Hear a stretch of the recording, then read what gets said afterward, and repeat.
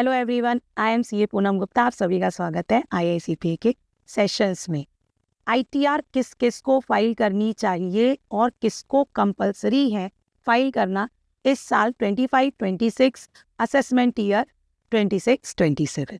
बहुत सारी queries receive हो रही हैं कि मुझे आईटीआर फाइल करनी है या नहीं करनी है। मैं इंडिविजुअल हूँ, मैं हाउसवाइफ हूँ, मैं एनआरआई हूँ, मैं इंडिविजुअल हूँ लेकिन मेरे पास प्रॉपर्टी है, पुराने एसेट्स है फॉरेन, क्या मुझे फाइल करना चाहिए या नहीं, या मुझे कंपलसरी है फाइल करना। तो इसके लिए जानने से पहले टैक्स पेयर की कैटेगरीज समझ लेते हैं।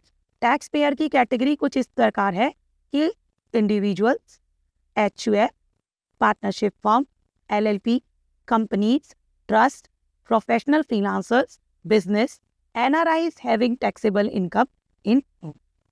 ये सारी कैटेगरीज है जिसके बाइस हम समझेंगे आप किस कैटेगरी में फॉल करते हैं। उस कैटेगरी के बारे में आप प्रॉपरली नोट कर लीजिएगा। वो उस कैटेगरी में क्या एग्जम्पशन लिमिट्स है और कब कंपलसरी है आपको फाइल करना फॉर असेसमेंट ईयर 26-27।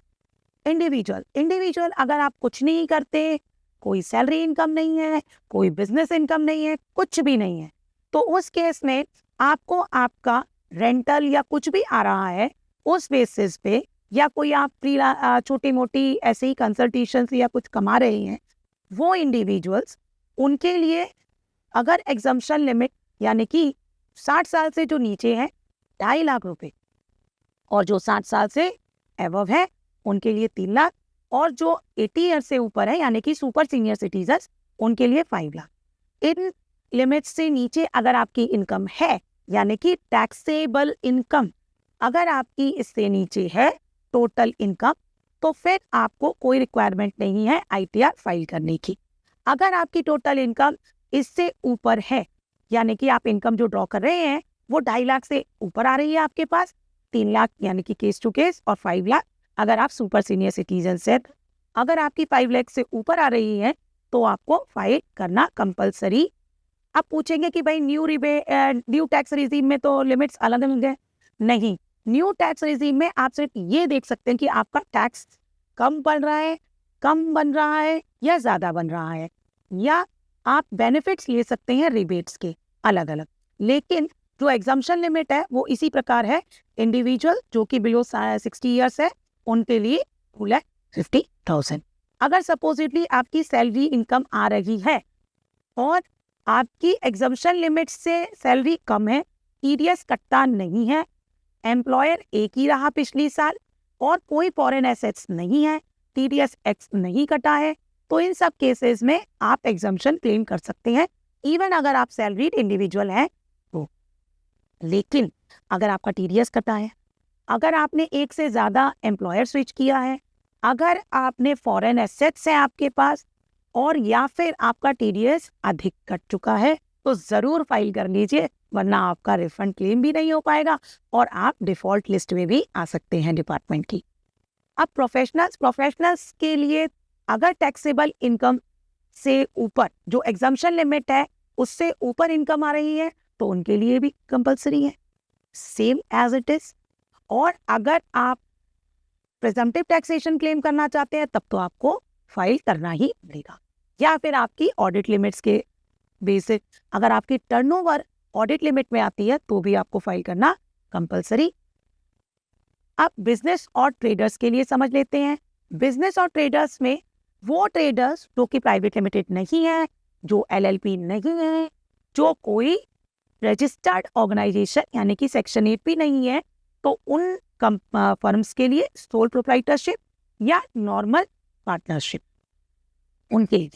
उनके लिए अगर सपोजिटली आपने जीएसटी नहीं ले रखा, आपका टर्नओवर नहीं है ऑडिट लिमिट्स के बराबर, आपको प्रिजम्पटिव टैक्सेशन ऑप्ट करने की जरूरत नहीं है, लॉस कोई कैरी फॉरवर्ड नहीं करना है, तो इन केसेस में आप एग्जम्पशन ले सकते हैं। लेकिन कब? जब आपके पास एटलीस्ट आपकी इनकम जो ड्रॉ हो रही है वो एग्जम्पशन लिमिट से कम है तो। अदरवाइज आपका भी अगर जीएसटी रजिस्ट्रेशन है और या फिर आपकी टर्नओवर ऑडिट लिमिट्स में आती है, प्रिजम्पटिव टैक्सेशन आपको ऑप्ट करना है या आपको लॉसेस कैरी फॉरवर्ड करना है, तो आप सभी के लिए आईटीआर फाइल करना कंपलसरी है।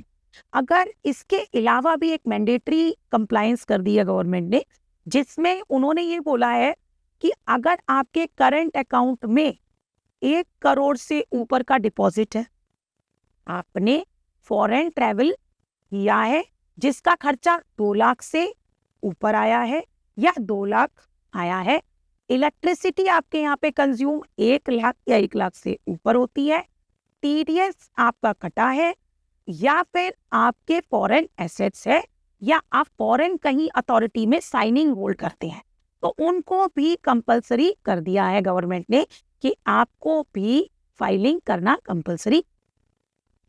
आप ये पूछेंगे कि फॉरेन एसेट्स होल्डिंग तो किसी की भी हो सकती है। हाँ, फॉरेन एसेट्स होल्डिंग किसी की भी हो सकती है, तो उसके लिए आपको फाइल करना कंपलसरी। एनआरआई जैसे वो इंडिया में अगर इनकम रखते हैं तो उनको फाइल करना जरूरी है, और फॉरेन एसेट्स होल्ड करते हैं तो भी उनको फाइल करना compulsory. Companies LLP as you know they can not exam, उनके लिए आईटीआर किसी भी साल में एग्जाम नहीं। अगर आपकी कोई भी फर्म है, पार्टनरशिप फर्म, और उसकी टर्नओवर प्रेस्क्राइब ऑडिट लिमिट के बराबर आ रही है, टैक्स ऑडिट लिमिट्स में आ रही है, तो उसको कंपलसरीली फाइल करना है, ये हमने पहले ही बता दिया। चैरिटेबल ट्रस्ट को भी कंपलसरी है हर साल आईटीआर फाइल करना, इन केस अगर उसकी कोई इनकम है जो उसे रिपोर्ट करनी है। एनआरआईज रिक्वायर्ड है तब जब वो उनकी टैक्सेबल लिमिट एग्जम्पशन लिमिट से ऊपर हो, लेकिन अगर उनका कोई कैपिटल गेन बन रहा है, टीडीएस कटा है, रेंटल इनकम है इंडिया में, या कोई बिजनेस होल्ड करते हैं, तो उस केस में उनके लिए कंपलसरी है आईटीआर। इसी तरीके से अगर और भी इसके लिए आप जानना चाहते हैं, आप जाके iicpa.in पे लॉगिन कर सकते हैं और हमारी बाकी की वीडियोस देख सकते हैं।